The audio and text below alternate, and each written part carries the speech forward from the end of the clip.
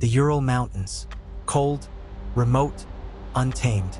At night, the wind howls like a voice carried across eternity.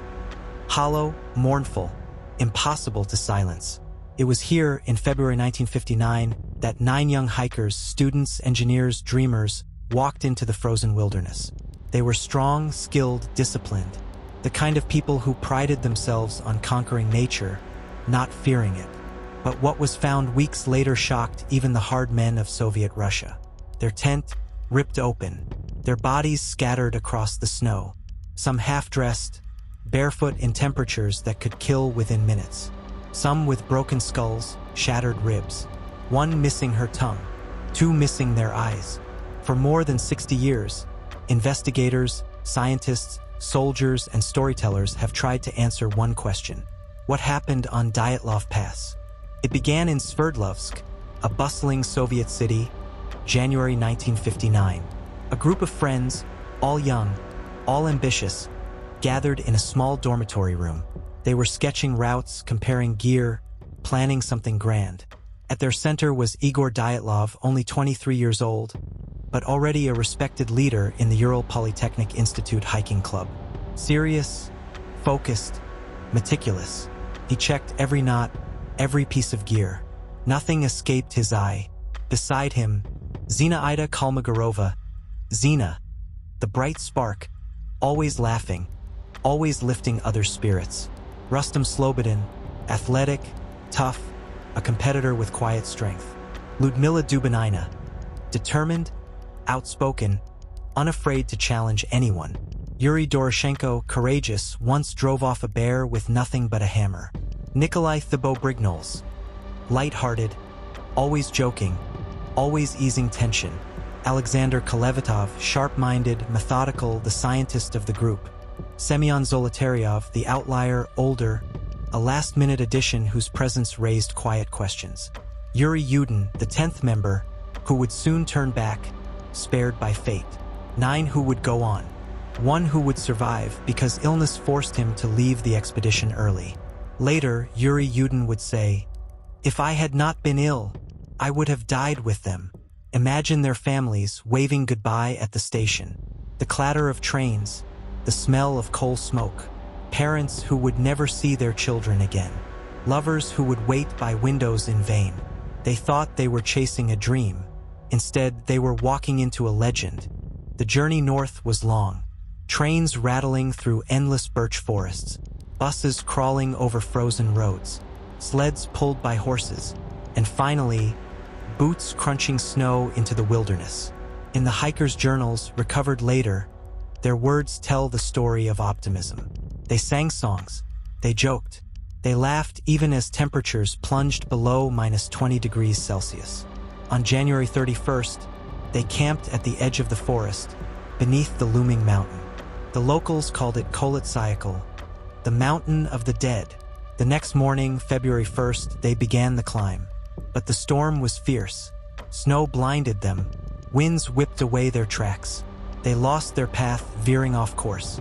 Instead of retreating into the shelter of the trees, they pitched their tent high on the slope, exposed to the merciless night. It was the last decision they would ever make together. What happened next remains one of the most chilling mysteries in modern history. When the hikers failed to return, families begged for help. At first, officials dismissed the concern. Delays were common. Expeditions often ran late. But as the days stretched into weeks, panic grew. On February 20th, a massive search began. Soldiers, students, volunteers combing the mountains. 9 lives were unaccounted for. 9 families prayed for a miracle. On February 26th, rescuers found the camp. And what they saw was not the scene of a simple accident. The tent stood half buried in snow, still upright, but shredded.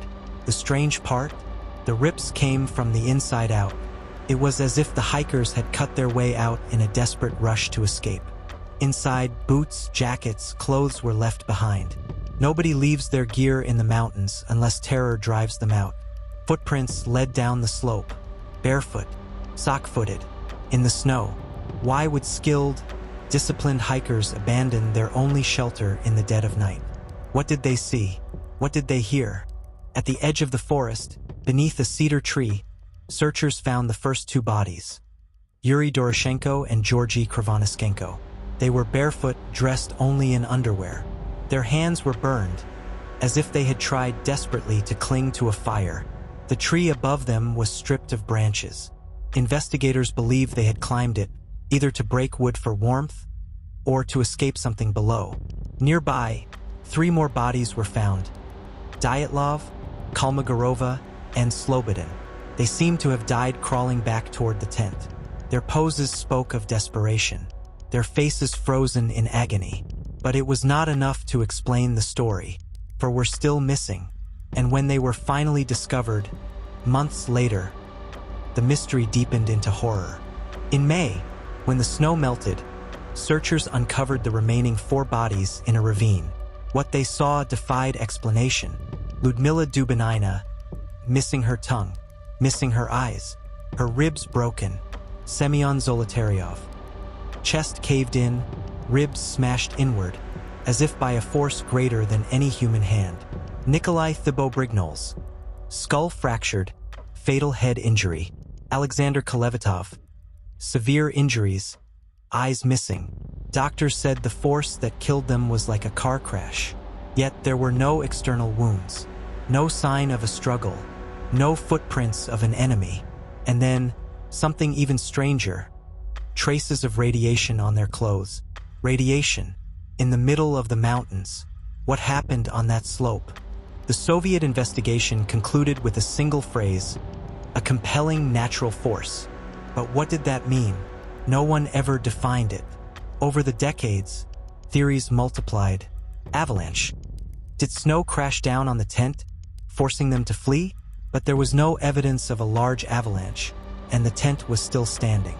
Military tests. The region was used for secret Soviet experiments. Were the hikers caught in parachute mines or radiation fallout? UFOs.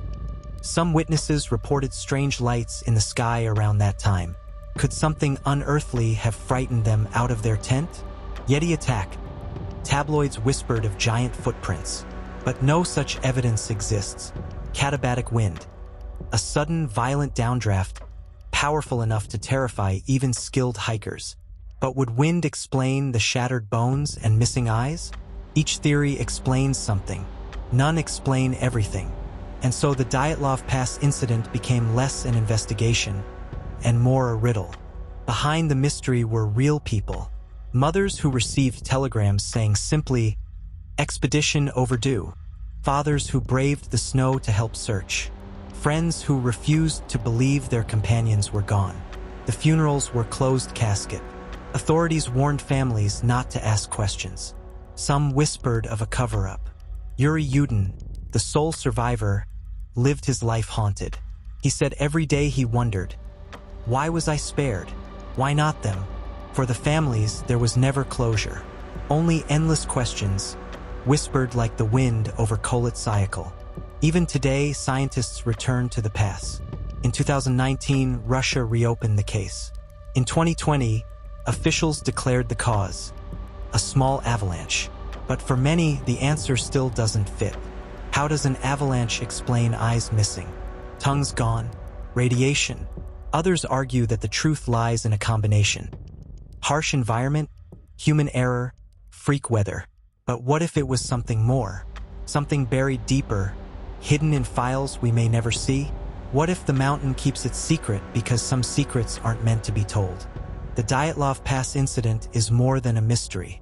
It is a wound in history, a story of 9 young lives cut short, swallowed by a mountain that gives no answers. Maybe it was nature, maybe it was man, maybe it was something beyond either. But one thing is certain: when the wind screams across Kolit-Syakhl, it carries the voices of 9 hikers who never came home. And until the truth is known, those voices will never rest. If you've made it this far, thank you for staying with me in the snow. Stories like this deserve more eyes, more voices. So if you're still here, subscribe, because Captain Justice will always bring you the mysteries that matter. And now, I leave the question to you: what do you think happened at Dyatlov Pass? Leave your theory in the comments, because somewhere out there, Someone knows the truth.